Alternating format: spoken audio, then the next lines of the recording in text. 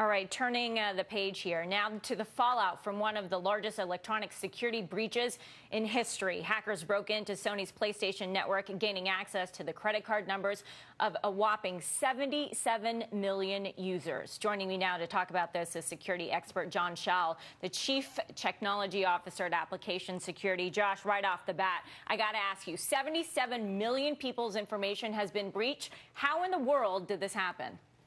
Well, it looks like outside attackers were able to make their way through the security net that Sony's built around their network. And once they got through that security net and got into the inside, they were able to access the databases where Sony stores all the critical information about their customers. At that point, it was game, set, and match. They had everything they wanted, and Sony had to go so far as to shut down the entire network to stop the bleeding. Well, Sony hasn't been very proactive on dealing with the matter. It took them a week for them to actually come out and talk to customers and actually admit what had happened. What immediately comes to my mind is how often this is happening. This is happening on so many different platforms with so many different companies. Is this just inevitable with the migration of content to the web, or is there something missing in the way that companies are doing business? I think you're right. We're seeing an unprecedented number of major attacks over the last 90 days, and the situation seems to be getting worse and worse. And it's not just content migrating to the web. We're seeing different kinds of attacks and different kinds of breaches for various reasons. I think it is an issue where organizations just aren't spending enough time, enough effort, and enough money to secure their resources. They try to get by with the simplest approach, with the least expensive approach. It makes sense in economic times that are tough, but some organizations are paying for leaving gaps in that armor. Until it comes and bites them in the butt. Yeah, you make a great point. It might have made sense, but considering possibly how much it's going to cost Sony now, I mean, typically how much does this cost a company after it's happened to regain the trust of the customer, to pay for damages? There's some good studies that get done every year. In 2010, the average cost of a data breach was about $215 a record.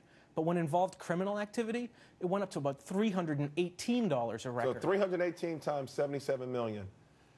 I mean, is that what we're talking here? That's 20-something billion dollars, and I think that's probably a very high number. A big chunk of the average cost goes into lost customers and lost business. Okay. Folks aren't going to take their PlayStations and throw them in the trash after this, but the Curiosity network that sells movies and music, that's going to take a big hit. And folks that are shopping right now for the new gaming platform are very likely to look at Xbox rather than look at PlayStation. Yeah, so what do you do if you're an Xbox user? What do you do if you're a PlayStation user out there? How do you protect yourself going forward? So right now, if you're a PlayStation user, you have to realize that a lot of your information has been lost. Assume that your name, your address, your credit card information, your passwords, your security questions, and even your buying habits have been leaked out.